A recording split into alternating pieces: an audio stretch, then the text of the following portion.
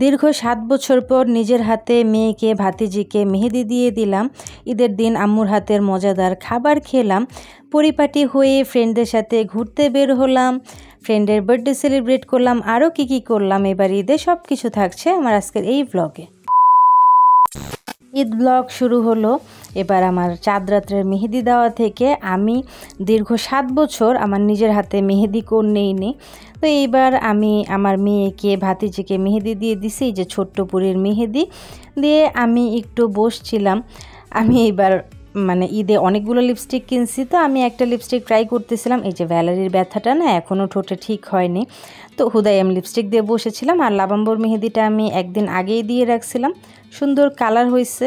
আর এর মধ্যে যে আমার ভাতিজি এক সাইডের মেহেদি নষ্ট করে ফেলছে। বাচ্চা মানুষ দুষ্টামি করে, তারপরেও দেখতেছিলাম যে লং টাইম পর আমার মেহেদি দেওয়া আমার নিজেরই ভালো লাগতেছিল।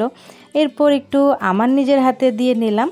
আর এটা একদম সরাসরি ঈদের দিন দুপুরবেলা গোসল করে একটু বসছিলাম।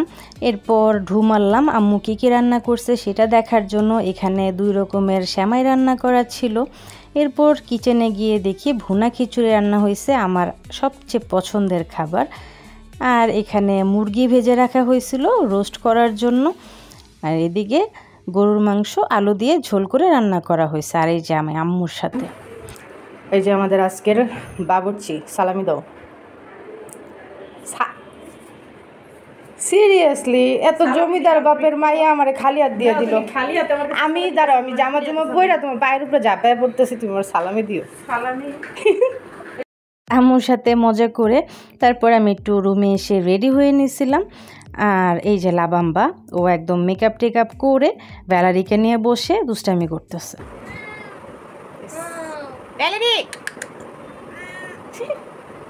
এর মধ্যে একদম রেডি হয়ে গেছিলাম।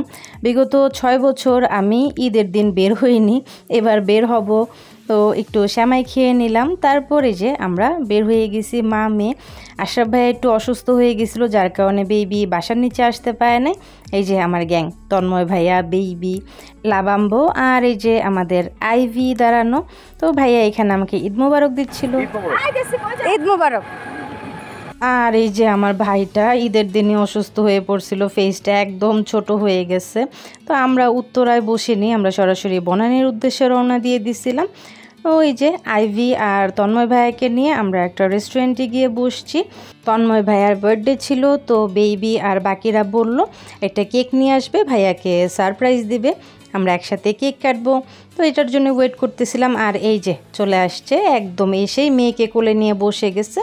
তো আমরা হালকা পাতলা খাবার অর্ডার করে এখানে গল্প করতেছিলাম, আমাদের বাকি ফ্রেন্ডরাও চলে আসছিল। এই যে বসে বসে আড্ডা দিতেছি আর দুষ্টামি করতেছিলাম। আর আমার পাশে ছিল বেবির সবচেয়ে দুষ্ট বন্ধুটা, চঞ্চল আর কি। এই যে ও গানের তালে তালে এখানে নাচতেছে। এরপর কেক কাটার পালা। আর আমার বেবি কেক বের করে এটা নিয়ে নাচা শুরু করে দিচ্ছে। ও না স্থির থাকতে পারে না, ও সবসময় মুভমেন্টের উপরেই থাকে কার্টুনের মতন। তো এটা নিয়ে ফটো ভিডিও চলতেছিল। আমাদের বার্থডে বয়ও কেক নিয়ে কিছুক্ষণ ছবি তুলে নিল। আর আমরা যেহেতু সবাই একসাথে কেক কাটার সময় ধরছিলাম, যার কারণে ওটার কোনো ফুটেজ নাই, কিন্তু সবাই মিলে আমরা খাওয়াই দিচ্ছিলাম, তো আমি তখন ভিডিও করছি। আর এই যে ছেলেরা কেক খাওয়ানোর সময় এত ঢং করে, দুইটা মিলেই না একদম ক্যামেরায় পোজ দিয়ে স্টিল হয়েছিল। এরপর আমরা একটু ভিডিও করে নিলাম। ঈদের মজা শেষ, এখন বাসায় ব্যাক করার পালা। আর আমি অনেক বছর পর ঈদের দিন এত মজা করলাম। আমি অনেক আগে ফ্রেন্ডদের সাথে ঈদের দিন বের হতাম, মাঝখানে অনেক বছর আমি বের হইনি, ঈদের দিনটা আমি বাসাতেই কাটাইছি। তো এবারে ঈদটা আমার অন্যরকম ছিল, রাস্তা পুরো ফাঁকা ছিল, আমরা অল্প সময়ে বাসায় পৌঁছে গেছিলাম। আর এই যে বেবি আমাকে বাসার নিচে নামিয়ে দিয়ে চলে গেছে। আর আমি বাসায় ঢুকেই প্রথমে আম্মুর রান্নাঘরে চলে গেছিলাম। এই যে আমার মায়ের হাতের মুরগির রোস্ট আর যে দুপুরে রান্না করা গরুর মাংস কেউই ধরে নেই, আমরা মানুষই কয়জন, আম্মু এক গাদা রান্না করে রাখে।